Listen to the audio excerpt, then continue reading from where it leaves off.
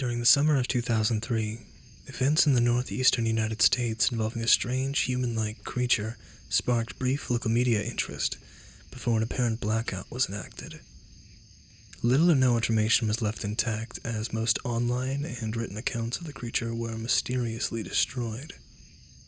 Primarily focused in rural New York State, and once found in Idaho, self-proclaimed witnesses told their stories of their encounters with a creature of unknown origin. Emotions ranged from extremely traumatic levels of fright and discomfort to an almost childlike sense of playfulness and curiosity. While their published versions are no longer on record, the memories remain powerful. Several of the involved parties began looking for answers that year. In early 2006, the collaboration had accumulated nearly 24 documents dating between the 12th century and present day, spanning 4 continents. In almost all cases, the stories were identical. I've been in contact with a member of this group and was able to get some excerpts from their upcoming book. A Suicide Note, 1964. As I prepare to take my life, I feel it necessary to assuage any guilt or pain I have introduced through this act. It is not the fault of anyone other than him. For once I awoke and felt his presence, and once I awoke and saw his form. Once again I awoke and heard his voice, and looked into his eyes. I cannot sleep without fear of what I might next awake to experience. I cannot ever wake. Goodbye. Found in the same wooden box were 2 empty envelopes addressed to William and Rose, and a loose personal letter with no envelope. Dearest Linny, I have prayed for you. He spoke your name. A journal entry, translated from Spanish, 1880. I have experienced the greatest terror. I have experienced the greatest terror. I have experienced the greatest terror. I see his eyes when I close mine. They are hollow, black. They saw me and pierced me. His wet hand. I will not sleep. His voice, followed by unintelligible text. A Mariner's Log, 1691. He came to me in my sleep. From the foot of my bed I felt a sensation. He took everything. We must return to England. We shall not return here again at the request of the Rake. From a Witness, 2006. 3 years ago, I had just returned from a trip from Niagara Falls with my family for the 4th of July. We were all very exhausted after a long day of driving, so my husband and I put the kids to bed right away and called it a night. At about 4 a.m., I woke up thinking my husband had gotten up to use the restroom. I used the moment to steal back some of the sheets, only to wake him in the process. I apologized and told him I thought he had gotten out of bed. When he turned to face me, he gasped and pulled his feet up from the end of the bed so quickly his knee almost knocked me out of bed. He then grabbed me and said nothing. After adjusting to the dark for a half-second, I was able to see what caused the strange reaction. At the foot of the bed, sitting and facing away from us, there was what appeared to be a naked man, or large hairless dog of some sort. Its body position was disturbing and unnatural, as if it had been hit by a car or something. For some reason I was not instantly frightened by it, but more concerned as to its condition. At this point I was somewhat under the assumption that we were supposed to help him. My husband was peering over his arm and knee, tucked into the fetal position, occasionally glancing at me before returning to the creature. In a flurry of motion, the creature scrambled around the side of the bed, and then crawled quickly in a flailing sort of motion right along the bed until it was less than a foot from my husband's face. The creature was completely silent for about 30 seconds, or probably closer to 5. It just seemed like a while, just looking at my husband.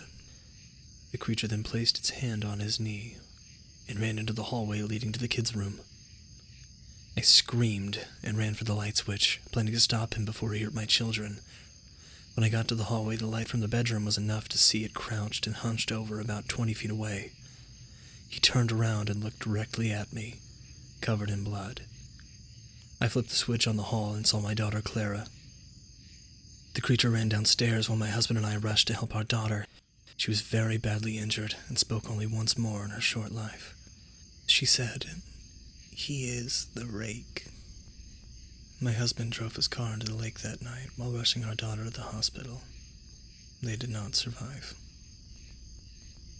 Being a small town, news gets around pretty quickly. The police were helpful at first, and the local newspaper took a lot of interest as well.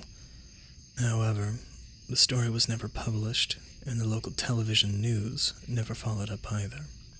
For several months, my son Justin and I stayed in a hotel near my parents' house. After we decided to return home, I began looking for answers myself.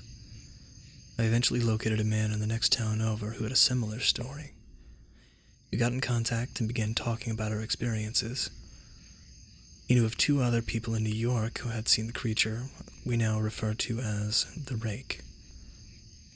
It took the 4 of us about 2 solid years of hunting on the internet and writing letters to come up with a small collection of what we believed to be accounts of the Rake. None of them gave any details, history, or follow-up.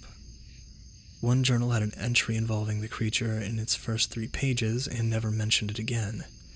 A ship's log explained nothing of the encounter, saying only that they were told to leave by the Rake. That was the last entry in the log. There were, however, many instances where the creature's visit was one of a series of visits with the same person.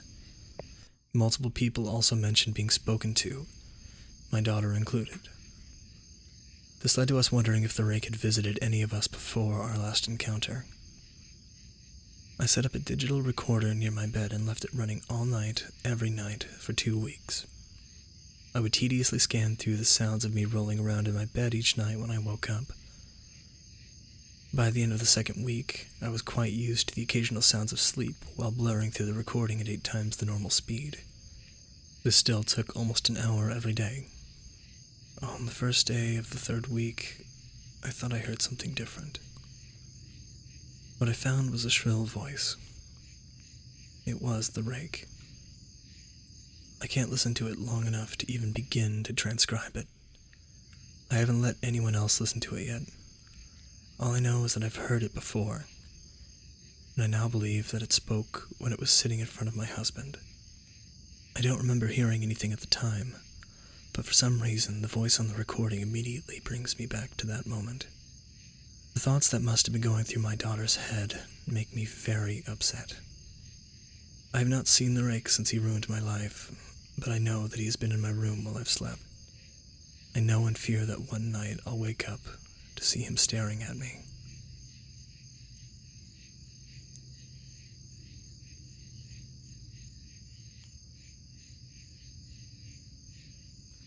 Thank you for listening to this classic creepypasta. If you'd like to hear more stories, give me your ideas in the comments below for content you'd like to hear. This is a brand new channel, so it could be anything.